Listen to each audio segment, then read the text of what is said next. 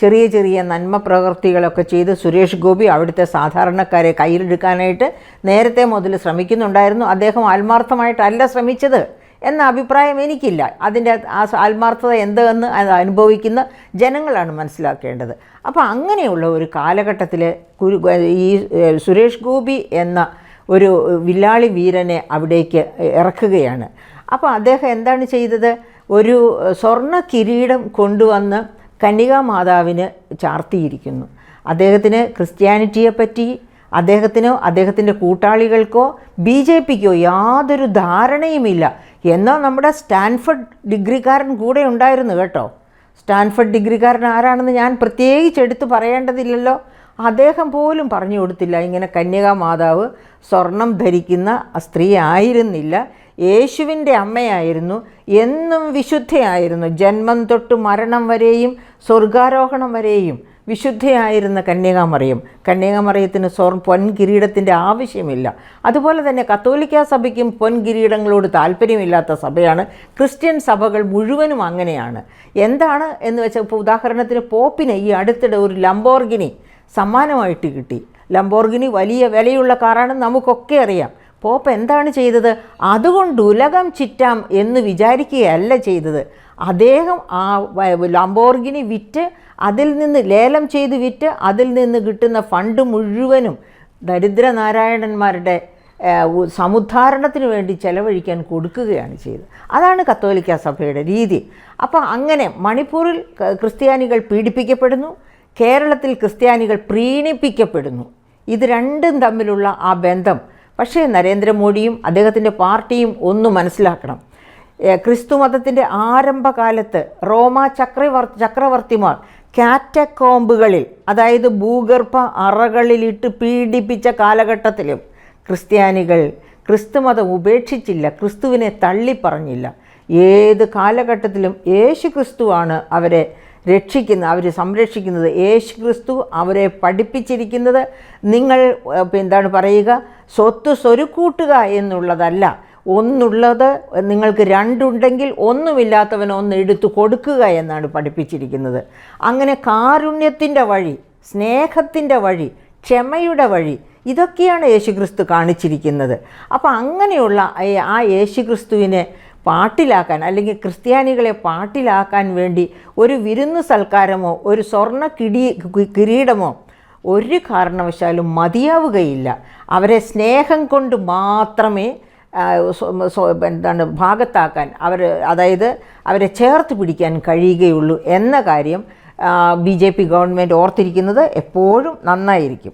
എത്ര കുടില ബുദ്ധിയോടുകൂടി കരുക്കൾ നീക്കുന്ന ഒരു കളിക്കാരനാണ് നമ്മുടെ പ്രധാനമന്ത്രി നരേന്ദ്രമോദി എന്ന്.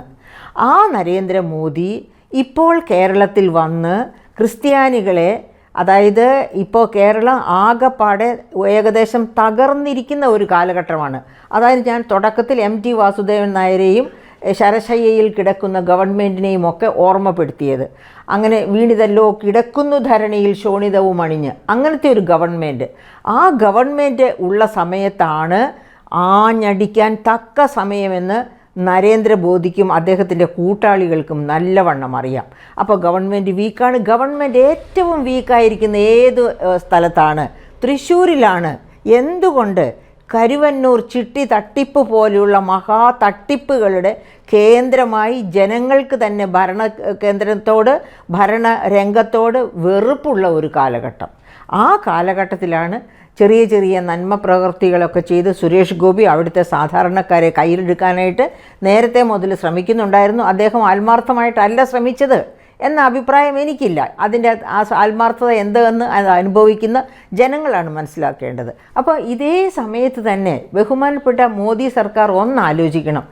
ഞാൻ ഇവിടെ വായിക്കാൻ പോകുന്നത് വില്ലേജ് സ്വരാജ്, മഹാത്മാഗാന്ധിയുടെ വില്ലേജ് സ്വരാജിൽ നിന്നുള്ള 250 പേജിലെ ഒരു സെൻറ്റൻസാണ്. 250 പേജേ ആ പുസ്തകത്തിനുള്ളൂ. അവസാന പേജിലെ ഒരു സെൻറ്റൻസാണ് ഞാൻ വായിക്കാൻ പോകുന്നത്. എൻ്റെ പ്രിയപ്പെട്ട ശ്രോതാക്കളെ, എന്താണ് ആ sentence? Let no one commit the mistake of thinking that Ramarajya means a rule of the Hindus. ഞാൻ ആ സെൻറ്റൻസ് റിപ്പീറ്റ് ചെയ്യുകയാണ്. Let no one commit the mistake of thinking that Ramarajya means a rule of the Hindus. My Rama is another name for God. Ramarajya is the same thing as the kingdom of God on earth. It means welfare of the whole world. ഇത് ഞാൻ ഞാൻ ഉണ്ടാക്കിയ വാചകങ്ങളല്ല. നിങ്ങൾ village സ്വരാജിൻ്റെ 250 page എടുത്ത് വായിക്കുക. ആ 250 പേജിൻ്റെ ഏറ്റവും ടോപ്പിലുള്ള പാരഗ്രാഫിലാണ് ഈ വാചകമുള്ളത്. അപ്പോൾ അദ്ദേഹം എന്താണ് പറഞ്ഞിരിക്കുന്നത്? Hindutva does not mean rule by Hindus. ഇന്ത്യയെ ഹിന്ദുക്കൾ ഭരിക്കണമെന്നല്ല, ഇതൊരു ഹിന്ദു രാഷ്ട്രമായി തീരണമെന്നല്ല അദ്ദേഹം ഉദ്ദേശിച്ചിരിക്കുന്നത്. ഒരു ഹിന്ദു ഭരണരാഷ്ട്രമായി തീരണമെന്നല്ല അദ്ദേഹം ഉദ്ദേശിച്ചിരിക്കുന്നത്. രാമ എന്നതുകൊണ്ട് അദ്ദേഹം ദൈവത്തെ വിചാരിക്കുന്നു. ലോകം മുഴുവനും രാമരാജ്യം, അതായത് ദൈവരാജ്യമായി മാറണം. ഒരുപോലെ എല്ലാവരും ആദരിക്കപ്പെടുകയും അംഗീകരിക്കപ്പെടുകയും ചെയ്യുന്ന, അതായത് അദ്ദേഹം വേറൊരു അർത്ഥത്തിൽ പറഞ്ഞത് കൃത്യമായ ഡെമോക്രസി. എല്ലാ മതങ്ങളും, അതായത് അദ്ദേഹത്തിൻ്റെ രാമരാജ്യം പോലെയാണ് എൻ്റെ ക്രിസ്തു രാജ്യം, ഇനി വേറൊരാളുടെ വേറൊരു അള്ളാരാജ്യം ഏതാണെങ്കിലും. അപ്പോൾ ആ തരത്തിലുള്ള ഒരു മതേതര സ്വർഗം, അതാണ് മഹാത്മാഗാന്ധി സ്വപ്നം കണ്ടത്. ആ മഹാത്മാഗാന്ധി സ്വപ്നം കണ്ട ആ സ്വർഗത്തെയാണ്, രാമരാജ്യം എന്ന സ്വർഗത്തെയാണ്, അതായത് ഇവിടെ ഹിന്ദുത്വ അജണ്ട അതല്ലേ.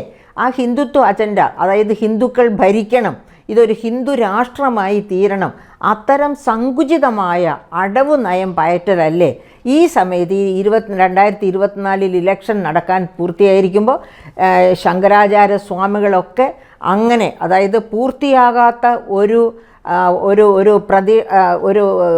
എന്താ പറയുക, ഒരു ക്ഷേത്രത്തിൻ്റെ പ്രതിഷ്ഠ നടത്താൻ പാടില്ല, അത് തെറ്റാണ് എന്ന് ചൂണ്ടിക്കാണിച്ചിട്ടും ആ തെറ്റ് ആവർത്തിക്കാൻ തീരുമാനിക്കുന്നത് നരേന്ദ്രമോദിയുടെ ഞാൻ നേരത്തെ സൂചിപ്പിച്ചതുപോലെയുള്ള സൂത്രവിദ്യയാണ്. അതായത് ഈ വരുന്ന ഇലക്ഷനിൽ ധാരാളം വോട്ടുകൾ കൂടുതലായി കിട്ടണം, ഹിന്ദുക്കളുടെ വോട്ടുകൾ നേടാൻ ഹിന്ദുത്വ അജണ്ട ചൂണ്ടിക്കാണിക്കുന്നു. അതോടൊപ്പം തന്നെ മറ്റു മതക്കാരുടെ വോട്ടുകൾ നേടാൻ വേണ്ടി അവരെ ഏതൊക്കെ തരത്തിൽ പാട്ടിലാക്കാമോ ആ തരത്തിലൊക്കെ പാട്ടിലാക്കാൻ നോക്കുന്നു. അപ്പോൾ ഈ തൃശ്ശൂരിനോട് എന്താ ഇത്ര പ്രത്യേകത തോന്നാൻ കാരണം തൃശ്ശൂർ വളരെ വലിയ ഒരു ക്രിസ്ത്യൻ സെൻറ്റർ കൂടിയാണ്. അവിടെ ഹിന്ദുസ് ഉണ്ട്, പക്ഷേ അതുപോലെ തന്നെ ഒരു വലിയ തോതിൽ ക്രിസ്ത്യാനികളും ഉള്ള, പ്രത്യേകിച്ച് ക്രിസ്ത്യാനികൾ എന്ന് പറയുമ്പോൾ ഒരു കാര്യം കൂടി ഞാൻ സൂചിപ്പിക്കാൻ ആഗ്രഹിക്കുന്നു. ലോകത്തിലെ ഒന്നാമത്തെ വലിയ ജനത ഏത് എന്ന് ചോദിച്ചാൽ അത് ക്രിസ്ത്യൻ ജനതയാണ്. 138 കോടി ക്രിസ്ത്യാനികളുണ്ട് ലോകത്ത്. അതിൽ 118 കോടിയും കത്തോലിക്ക വിശ്വാസികളാണ് എന്നുകൂടി അറിയണം. ആ കത്തോലിക്ക വിശ്വാസികളുടെ ഒരു കേന്ദ്ര ഭൂമിയാണ് തൃശ്ശൂർ. അതേസമയത്ത് കോട്ടയവും അതുപോലെ ഒരു കേന്ദ്ര ബിന്ദുവാണ്. പക്ഷേ ആ കോട്ടയത്തേക്ക് ചെല്ലാനൊക്കില്ല. ഞാൻ നേരത്തെ പറഞ്ഞല്ലോ, തൃശ്ശൂരാണെങ്കിൽ കരുവന്നൂർ തട്ടിപ്പ് പോലെയുള്ള കാരണങ്ങൾ കൊണ്ടൊക്കെ ജനങ്ങൾ കടുത്ത അമർഷത്തിലും അപ്രീതിയിലുമാണ് ഗവൺമെൻറ്റിനോട്. അപ്പോൾ ആ ഗവൺമെൻറ്റിന് എതിരായിട്ടുള്ള വികാരം തങ്ങൾക്ക് അനുകൂലമാക്കി മാറ്റുക, അതാണ് BJP ആഗ്രഹിക്കുന്ന ഒരു കാര്യം. തന്നെയുമല്ല, കോട്ടയത്തൊക്കെ ഉള്ളതുപോലെ തന്നെ ക്രിസ്ത്യാനികളുടെ കത്തോലിക്കരുടെ ഒക്കെ വലിയ ഒരു സാന്ദ്രത കൂടിയ ഒരു സ്ഥലം കൂടിയാണ് തൃശ്ശൂർ. പക്ഷേ ഞാൻ നേരത്തെ പറഞ്ഞതുപോലെ യേശുക്രിസ്തു സ്വർണം കണ്ട് ഭ്രമിക്കുന്നവരല്ല, അല്ലെങ്കിൽ ക്രിസ്ത്യാനികൾ സ്വർണം കണ്ടൊക്കെ ഭ്രമിക്കുന്നവരുണ്ടായേക്കാം. പക്ഷേ കന്യകാമറിയം അങ്ങനെയല്ല. ആ കന്യകാമറിയം യേശുക്രിസ്തുവിൻ്റെ അമ്മയാണ് എന്നുള്ളത് കൊണ്ട് തന്നെ കന്യകാമറിയത്തോട് ക്രിസ്ത്യാനികൾ കാണിക്കുന്ന ആദരവ്, ആ കന്യകാമറിയം ഒരു കാരണവശാലും സ്വർണത്തിൽ വീഴില്ല.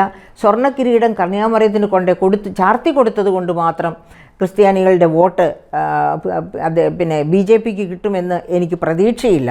അത് നമുക്ക് നോക്കിയിരുന്ന് കാണാവുന്ന കാര്യം തന്നെയാണ്.